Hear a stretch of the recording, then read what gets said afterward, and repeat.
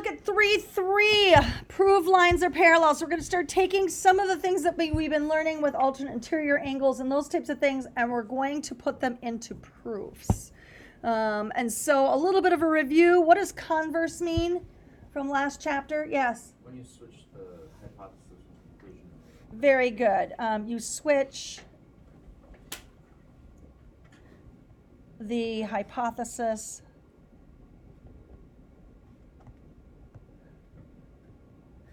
and conclusion.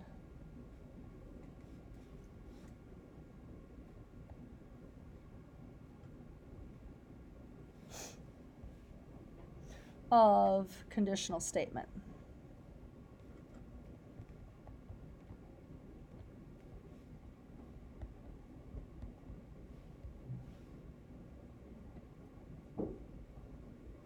So you have an if-then statement, which is a conditional statement, and then what you do is you take the hypothesis and the conclusion and you flip-flop them. Okay. So we're first going to write 4 statements that we learned from the last section as their converse. So first what we're going to do is we're just going to write the if-then statements. Okay. So if parallel lines. So if I have parallel lines, then what's one of the things that we learned from the last chapter?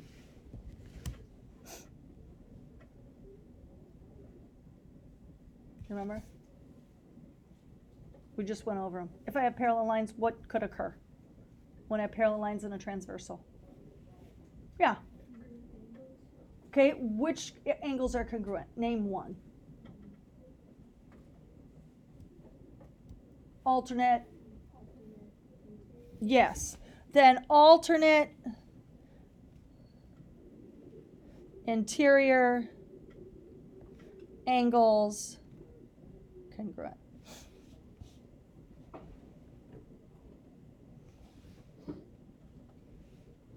Okay, let's keep going. If parallel lines, then what else is congruent?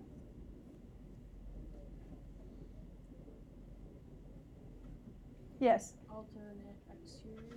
Very good. Alternate exterior angles congruent. Very good. If, I forgot to put lines.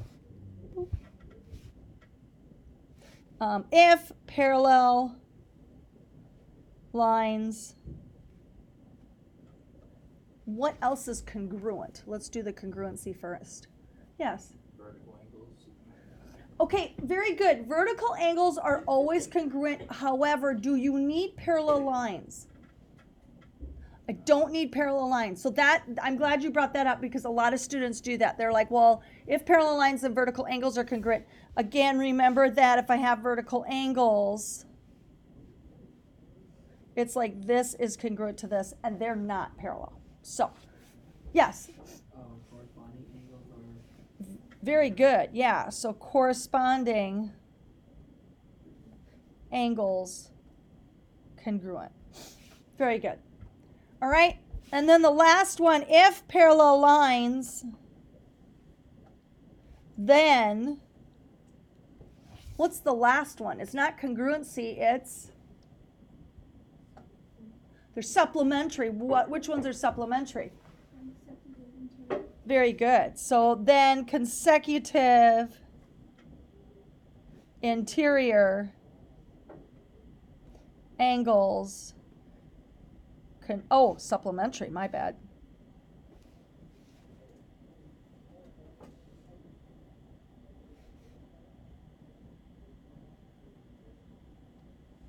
Okay, so those are the ones that we learned from the last chapter. Yes? Now what we're going to do is we're going to write their converse. So converse right here. So I'm going to change my color and I'm going to go if, and what would I start with first if it's the converse? If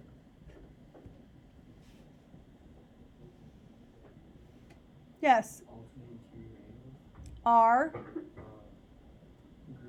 then Then there's parallel lines. very good. Yeah. So if alternate interior angles are congruent, then parallel lines. And that's kind of what we're learning today. We're now flipping those around. If alternate exterior, my bad.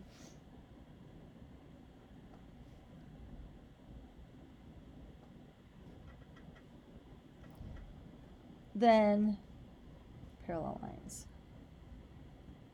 If corresponding angles congruent, then parallel lines.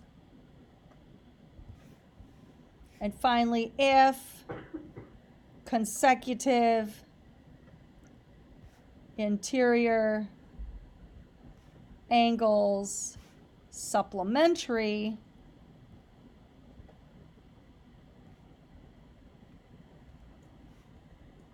then parallel lines. And you go, well, what's the big deal? Why do I want to establish parallel lines? If I know that one of those angles is congruent and I can establish the parallel lines, then I can start grabbing more of those angles and making those connections. And so that's why we really need those parallel lines to be able to do that. Are there any questions?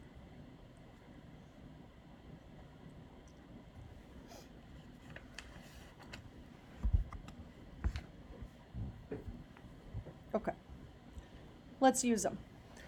So they want to say if angle 1 is congruent to angle 9. So again, when you have these types of things, let's mark up our picture. So it says if angle 1 is congruent to angle 9, then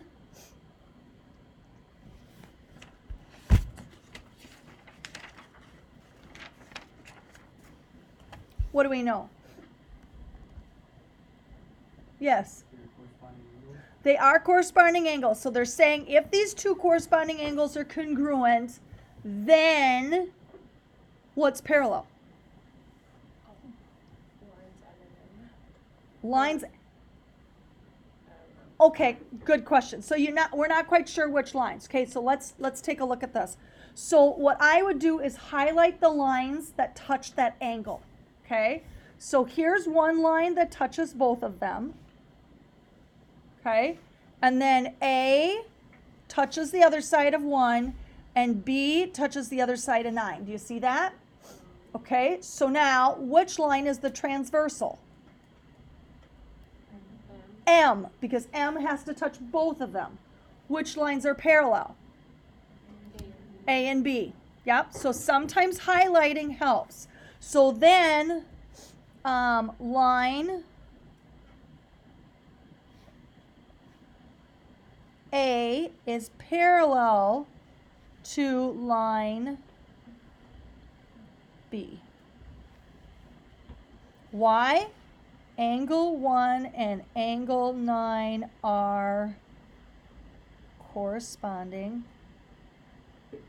angles. And if you abbreviate it, I'm fine with it. Just make sure that I know what the heck you're talking about. So don't just put a C. Okay? Make sure you abbreviate it enough so that I know. Are there questions on that? It was interesting because when I brought this problem up, I saw a lot of you kind of confused. I could tell in your face. And then once I highlighted, it's like, yeah, it's like the light bulb went off. Okay, so that's good. That's what we're doing this for. All right, so now I'm going to erase this. And let's go back to the next question. It says angle 2, which is here, is congruent to angle 7, which is here. Okay, so let's highlight some of those lines. What's one line that I should highlight? A, okay, because that's one that touches those angles. What are the other lines that I should highlight? Yes. M touches the other side of 2, and N touches the other side of 7. Very good. What's the transversal? A. What's parallel? M and N, right. So then line N is parallel to line M. And what are those two angles?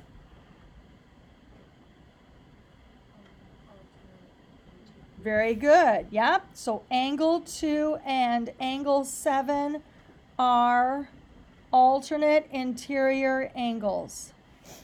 Yep. And if you can't see it, turn your paper. Turn your iPad so that those parallel lines go from left to right rather than up and down if you can't see it. Okay? Questions? All right, I'm going to erase this. Angle 3 is congruent to angle 9. So what are some lines that they touch? 3 touches A and N. And 9 touches B and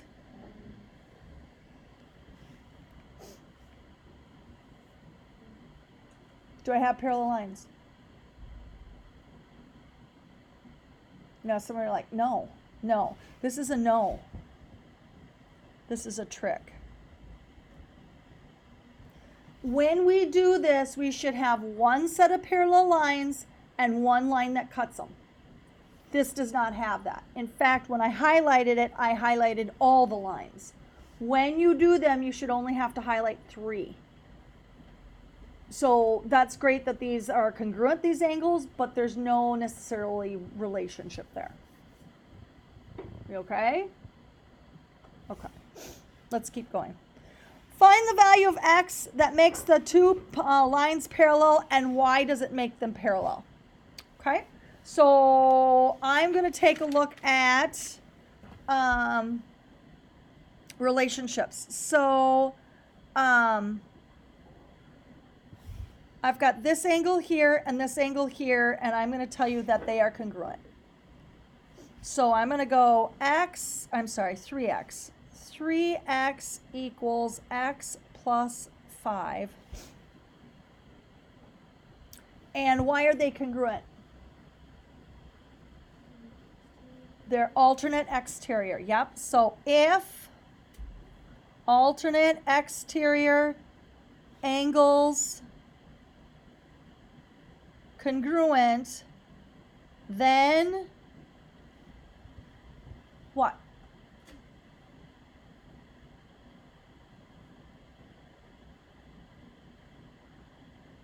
Parallel lines. Yep.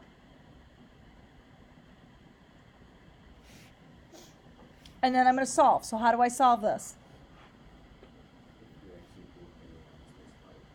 Okay, so I'm going to subtract x. So 2x equals 5. X gives me 2.5. And then I'm done because all it asks me is to solve the value for the value of x. We okay? Not okay. Questions? Okay, I'm going to tell you that this angle and this angle are congruent. So 7x equals 140. So if what? What are the relationships there? If corresponding angles are what? Congruent. Then parallel lines, yep. And then to solve, I divide by 7, so x gives me 20.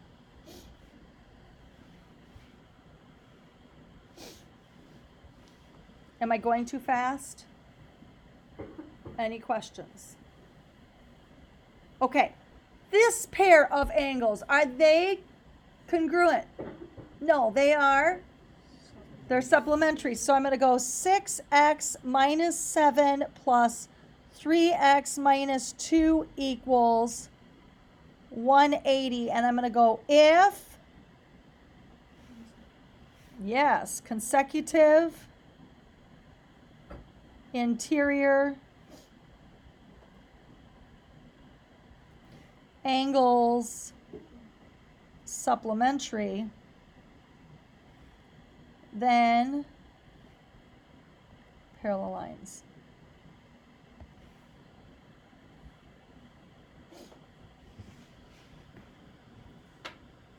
This is just like your test. You're going to have problems like this on your test. Some of the problems are going to start off if parallel lines, then alternate interior angles congruent. Or if alternate interior angles are congruent, then parallel lines. It all depends on what they give you. Okay? All right, so what do? How do I make this? Yeah, Combine like terms. combine like terms. So how many x's do I have? 9 9x minus equals 180. And then I add. add. 9x gives me 189, and then divide. So 21. Questions? All right, that's all I got. If you have questions, make sure you let me know and go to the book and let's start working on that assignment.